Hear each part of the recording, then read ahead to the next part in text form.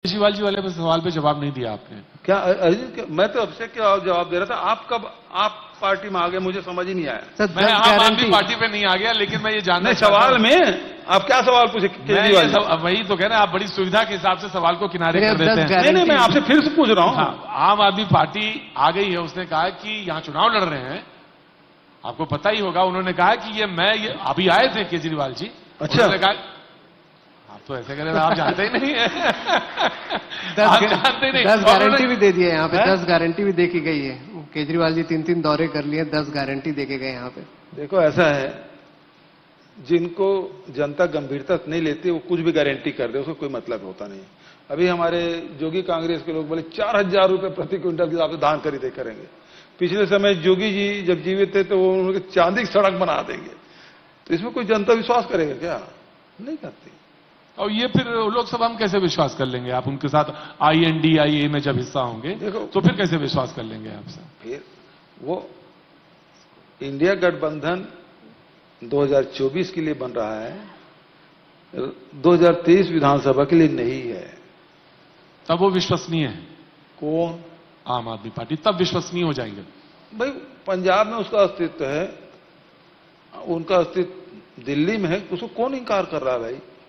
छत्तीसगढ़ में एक बार लड़ चुके हैं, अभी और लड़ रहे हैं। मैं तो सवाल पूछा था कि उन्होंने कहा कि मेरे 10 ये गारंटी है। वो उसको उससे सवाल पूछिए ना।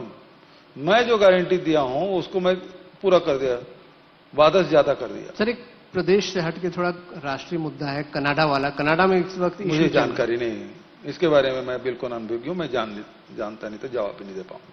सनातन पे पूछो तो बता देंगे, राम पे पूछो तो बता देंगे। नहीं, ये तो अंतर्राष्ट्रीय सवाल कर दिए यार। राष्ट्रीय कहां, कनाडा चल दिए। राष्ट्रीय तक कैसे ठीक था, अभी मैं वहां नहीं पहुंचा हूं भाई। यदि जिसका प्रदेश का कर लेते हो। प्रदेश में कई सारे मुद्दों के जैसे मैंने जिक्र किया, युवाओं को लेकर बीजेपी एक बड़ा इश्यू बना रही है। चाहे बस्तर में सर्व आदिवासी समाज उठ खड़ा हुआ है, उसे कितनी बड़ी चुनौती मानते हैं? या बीजेपी खासकर उस इलाके में धर्मांतरण को एक मुद्दा बना रही है, वो उसको कैसे चुनौती के तौर पे देख रहे हैं? धर्मांतरण के मामले में हमारे मंत्री कवासी लखमा ने कहा कि हमारे शासनकाल में एक भी धर्मांतरण हुआ ये बता दे भारतीय जनता पार्टी तो मैं मंत्री पद त्याग दूंगा। आज तक बता नहीं पाए। तो इनके मुद्दे केवल ये है कि लोगों को गुमराह करना, झूठ फैलाना, इससे जनता आने वाली नहीं है। ये जो सरकार है, किसानों के, गरीबों के, मजदूरों के, युवाओं के, महिलाओं के, इसकी सरकार है। और 5 साल बाद तो लोगों को लगा कि छत्तीसगढ़ में छत्तीसगढ़ियों की सरकार आई है। मुझे तो लगता ही नहीं था। वो जो 15 साल रह गए वो पता ही नहीं चलता, वो तो लगता ही नहीं था। सीएम हाउस में कोई आदमी जा ही नहीं पाता था, कोई छत्तीसगढ़ी आदमी। बड़े बड़े धन्ना सेठ, बड़े बड़े सूटकेस वाले, वो लोग जाते थे। बहुत बहुत शुक्रिया, थैंक यू सो मच, बहुत बहुत धन्यवाद। बहुत बहुत शुक्रिया सर। सभी सवालों का जवाब देने के लिए मैं आपसे अनुरोध करूंगा कि आप थोड़ी देर मंच पर बने रहिए, और मैं मंच पर आमंत्रित करूंगा संतोष मेनन जी को, चीफ कंटेंट ऑफिसर नेटवर्क 18, जो आपको सम्मानित करेंगे।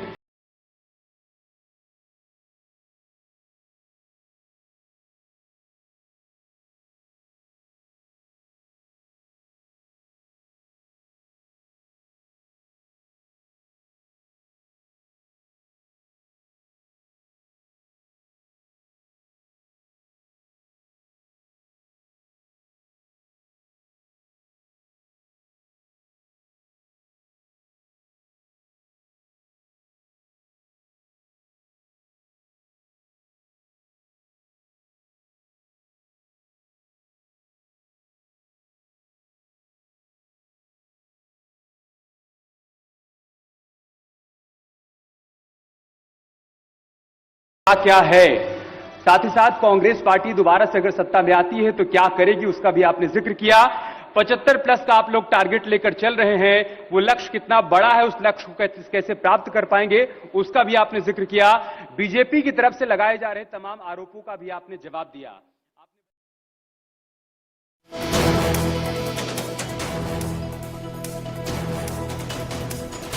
यात्री ट्रेनें बंद क्यों कर दी, सवाल किया मंच से, न्यूज 18 के मंच से। उन्होंने कहा कि जनता का देश है। लिस्ट पर कहा कि अभी तो पितृपक्ष चल रहा है और उन्होंने ये तक कहा कि आपका रेलवे से मतलब है, जनता से कोई मतलब नहीं, मैं मोदी से नफरत नहीं करता हूं।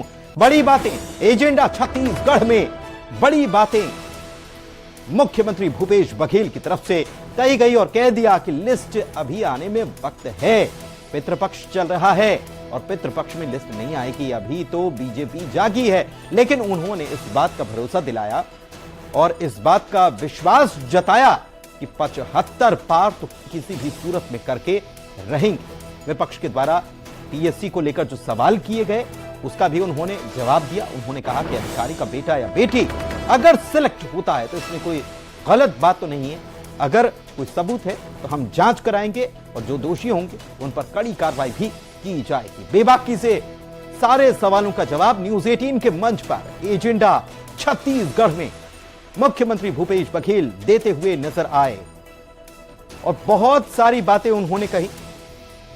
उन्होंने कहा कि जिस तरीके से एक प्राइवेट कर्मचारी का वेतन बढ़ता है, सरकारी कर्मचारी का वेतन भी बढ़ता है, उसी तरीके से किसानों की आय में भी इजाफा होना चाहिए और समर्थन मूल्य पर धान जो सरकार खरीद रही है, उस समर्थन मूल्य पर धान आगे भी सरकार खरीदती रहेगी और समर्थन मूल्य बढ़ाया भी जाएगा। फिर से न्यूज 18 के मंच से उन्होंने पूरे आत्मविश्वास से भरोसा जताया कि अब की बार 75 पार। छत्तीसगढ़ की बकाया राशि नहीं दी गई है, उसमें देरी क्यों की जा रही है, यह उन्होंने सवाल उठाया। उन्होंने कहा कि धान खरीदी का 6,000 करोड़ रुपया बाकी है,